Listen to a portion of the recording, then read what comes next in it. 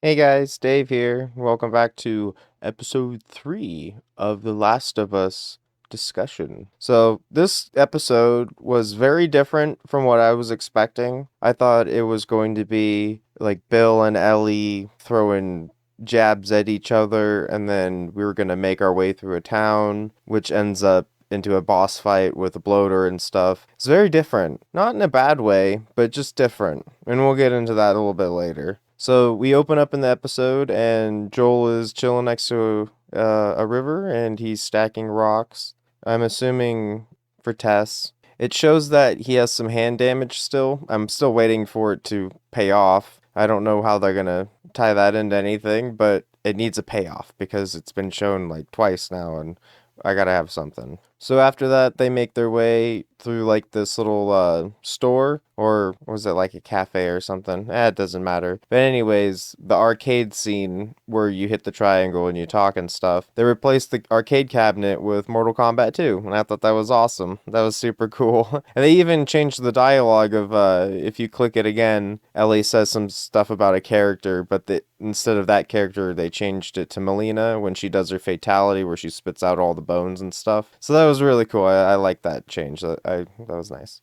So Ellie goes off into this other room, right? And she finds this hole in the ground, or like this little panel thing, and she goes into there, and there's like this whole underground with like supplies and stuff. And she sees this like a zombie in the rubble, and she starts to go check it out, and it looks really good. The special effects up close look really cool. I'm enjoying them so far. I think it all looks straight up with the game. I want more clickers and more of the other stuff though, but we'll get that. We'll get that. But anyways, she cuts its head, and then you see some of the spores and all of the fungus underneath the skin come out, and it's gross. But it's really cool because it kind of just shows you a little bit more. So they leave the store and they go on the road, and they're just walking along, and they walk across this gigantic plane crash, and Joel goes into exposition about kind of how the outbreak happened and a few other things. And I thought that tied up some information pretty good, gives you a little bit more to latch on to the world. So that was cool. So now we switch over to Bill. Now, Bill and Frank's story was changed a lot, but it was cool. I thought it was a cool love story. I thought it was more implied that they were kind of friends in the first one. They were like survival buddies that had a falling out. But I like the love story. It didn't bother me in this least. Lots of different changes, but Bill's take over the town once the army leaves is just so cool. You got some nice music. He starts setting up stuff. Travis gets all the gas going. He gets electricity running, just making sure that he's got this whole little like section of a town locked down. It's kind of cool. I kind of wish I had something like that in real life. And while he's doing that, there's this really cool like show of his trap making things. There's actually a couple, one with a flamethrower, but I really liked his shotgun shell trap. He's got cameras all over the place so you can see whatever happens, and one of them goes right into there and just gets taken out, and it's amazing. And he's just sitting there eating, I think. Oh yeah, he was just sitting there eating, and he's just like, oh, it never gets old, and I don't think it would. It's pretty good. So it shows how Frank and Bill meet. So Frank is actually a survivor that fell into a hole, and then Frank finds him outside the gate. You know, they talk and stuff, and Frank coaxes him and tells him that he's basically all chill and he's not infected or anything. So they go in, Bill makes him a nice dinner, and they start bonding and stuff, and then that leads to like some love. And then after that, we go into how Joel and Tess and all of them meet up. Basically, Frank gets pissed because they don't ever talk to anybody. So they hit up Tess and Joel over the radio, and they come over for like a dinner and stuff, basically to just trade supplies and actually make bonds, you know, because there's a lot of shitheads out there. So you'd want to make friends if you could, right? And then a little bit after that part, we have a really kick ass night raiding scene where you actually see some of the traps. He's got this gnarly flamethrower trap that just basically turns you into a ball of flame if you get caught in it. And then the fence is all electrified, and these people are just getting taken out, and Bill's just sniping them from like, I don't know, 50 yards away, maybe. He's just sniping them through the fence. It was great. It was pretty cool. But unfortunately, you know, Bill gets shot, and then Frank has to take him upstairs, and you think he's gonna die and stuff. But he makes it through, so it's all good. But it was still pretty intense the blood and the wound looked pretty real. I gotta say, it was disturbing a bit.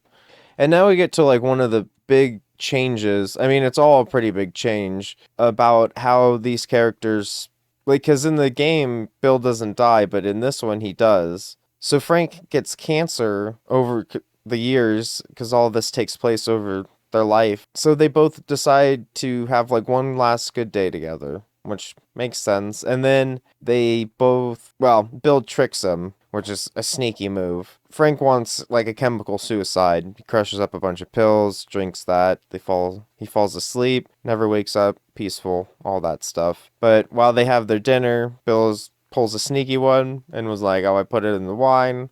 So so they both die. But they die romantically and stuff, and it's a good scene. So one of the weird parts in the Last of Us game is you get through all of the map, right, with Bill and stuff and all the snarkiness, and you actually find out that like Frank hated him the whole time. And you can actually choose to give the letter to Bill. I always give it to Bill because it's kind of funny. And he's just like, "Oh, well, fuck that guy." So it's very different. Instead, it goes to Joel, and it basically says that all of my stuff is yours. I never really liked you, but I found love out here, and I used all this stuff. I didn't care about the world, but I used all this stuff to protect the one person that I did fall in love with, Frank. I hope that you can do that for Tess. And Ellie's reading this, and she stops on Tess and stuff, and she just feels so bad. But it's weird because they also had another set, because in the other episode, they had this same setup. If we're going to travel together, Joel says to Ellie, we're going to have a set of rules, and they did it twice, which I don't know if was necessary, but whatever. So basically, Ellie and Joel pack up, go down, and they check out all the guns and stuff, and Ellie actually steals a gun and hides it in her backpack, so we'll see if that pays off into something else. I'm assuming that she's probably going to use that gun to shoot a bad guy off of Joel, because if they're going through the game, then they're going to run into some bandits shortly after their car ride. So, well, I'm assuming that's probably where that's going to go. And then we have a little touching like title screen from the game ending with the flowing window curtain and stuff. They framed it exactly like the game. It was a different angle, but it was basically the gist of it, and I thought it was sweet. So all in all, guys, this storyline is completely different. I do, if I'm being honest, I do prefer the original just because I love the back and forth between Ellie and Bill. I just think it's just hilarious. And I love the fighting and stuff. Like, there's a really cool part in the game where you're hanging upside down and you got to take out zombies. And I wish that we could have had that. And then going through the school is really cool, killing the bloater, and you have your boss fight, and that's something I really wanted to see in this episode. So that's kind of a letdown and stuff. This is, out of the 3 episodes we've gotten so far, this is probably my least favorite, but it's not bad. It's just really different from the game. Based on what we've seen so far, the first episode was very much like the first part of the game, and then Tessa's section was pretty damn close outside of the ending and a couple other things. This one was completely different. So where my mind is going is I don't really know where we're going to go into the future because everything was changed so differently in this one. But those are my thoughts on it, guys. I hope you have a great night. Thanks you for watching, and I'll see you in the next one. Bye.